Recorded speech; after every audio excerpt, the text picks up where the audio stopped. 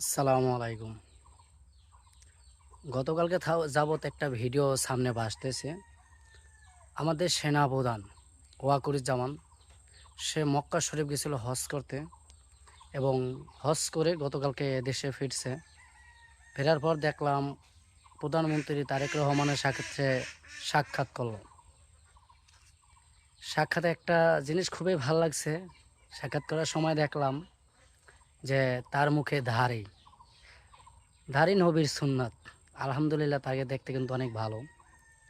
তবে সে ২০২৪ সাল থেকে যতটাই মানুষের সামনে জনপ্রিয়তা হয়ে উঠেছে, এরকম সেনাপ্রধান খুবই মানুষের কাছে জনপ্রিয়তা কম হয়ে ওঠে। তবে তার একটা জিনিস ভালো লাগে, সে যাই করুক আর না করুক, কিন্তু সাধারণ মানুষের বিপক্ষে কখনো যায় না। সামনে যাবে বলে আশা করি না। তবে এরকম সেনাপ্রধান যদি আমাদের বাংলাদেশে আগে থেকে থাকতো, তাহলে আমাদের দেশটা আরও অনেক সুন্দর হইতো।